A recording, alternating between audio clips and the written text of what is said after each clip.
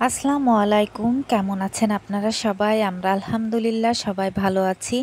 সন্ধ্যার পরে চলে গিয়েছিলাম বড় মেয়ের সাথে একটু বাজারে টাটকা কিছু মাছ তরি-তরকারি আনার জন্য।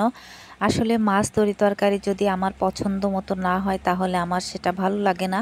এজন্য এগুলো আমিই করে থাকি। বাজার থেকে আসার পথে আবার লিচু নিয়ে আসছিলাম। আমার কুহু লিচু খাবে বলছিল, আর একটা পাকা কাঁঠালও নিয়ে আসছি। এখন এর ভেতরে যে কেমন হবে বুঝতে পারছি না। আসলে কাঁঠালটা মনে হচ্ছে অনেকই পেকে গেছে। আর যে মাছগুলো নিয়ে আসছি আমি আগে ঢেলে নিই, তারপরে আপনাদের সঙ্গে শেয়ার করব যে আমি কি কি মাছ নিয়ে আসছি আজকে।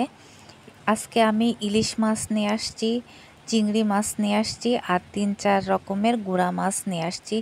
কিন্তু আজকে রাত হয়ে গেছে, এখন এই গুঁড়া মাছগুলো আমি ফ্রিজে রেখে দিব। আজকে শুধু ইলিশ মাছটাই রান্না করব ভাবছি। মাছটা প্রথমে আমি কেটে ধুয়ে পরিষ্কার করে নিব। মাছটা অনেক টাটকা ছিল, দেখেন দেখেই বোঝা যাচ্ছে মাছটা কিন্তু টাটকা ছিল। আমি ভালোভাবে আবার মাছ কুটতে পারি না, তারপরও আমি চেষ্টা করি। কোনো কিছু পারি না বলাটা আসলে ঠিক না, চেষ্টা করা ভালো। কে কখন কার কাজ করে দিবে না দিবে সেদিকে লক্ষ্য না রেখে নিজে যতটুকু পারি ততটুকুই করি।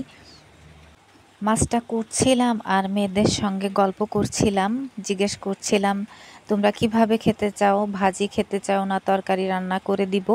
ওরা বলল যে ভুনা করে দিবা আমাদেরকে। আমি ভাবছিলাম যে মনে হয় ওরা বলবে পাতলা ঝোল করো, কিন্তু বলছে যে না, ভুনা করে দিবা, আমরা সেইটা খাবো। তা ঠিক আছে, ওরা যেভাবে বলবে সেভাবেই করে দিব। তারপরে আমি শাকগুলোও বেছে নিচ্ছি। আসলে কলমি শাক আমার খুবই পছন্দের। অনেক দিন ধরে ইচ্ছা হচ্ছিল কলমি শাক ভাজি খাবো। আসলে সব খাবারই আমার পছন্দের, আমি অল্প খাই, তারপরও আমি সমস্ত জিনিসই মুখে দিয়ে দেখি, টেস্ট করে দেখি আসলে জিনিসটার টেস্টটা কেমন হয়েছে। শাকটা ভাজার ভেতরেই আমি আমার ঢেঁড়স ভাজিটা আমি চুলায় দিয়ে আসছি। রাত হয়ে গেছে, ওদেরও খিদা লেগে যাবে। এসে দেখি মশলা করা নেই, আমি মশলাটা করব। এই যে ঢেঁড়স ভাজিটাও আমার শেষ। ফাঁকে আবার গরম লাগছিল খুব, মেয়েরা বলছে আইসক্রিম নিয়ে আসো বের করে আমরা খাই। আর এই যে মাছটা আমার প্রায় রান্না করা শেষ। বড় মেয়ে বলছিল মাছটা কাদাপিটি আলাদা করে ফেলো, না হলে এক পিস মাছ আমরা খেতে পারি না। তা ওর কথা মতো আমি গাদাপিটি মাছের আলাদা করে ফেললাম। ওরা পছন্দ করে খেয়ে নেবে একবারেই। আর এখন রান্না হয়ে গেছে প্রায়, ওদেরকে বলছি যে তোমরা খেয়ে নাও। বলছে যে না বাবা আসুক তারপরে আমরা সবাই বসবো। ওর নানু আবার গিয়েছে ওর নানুর বাবার বাড়িতে। এই যে আমরা সবাই খেতে বসে পড়েছি।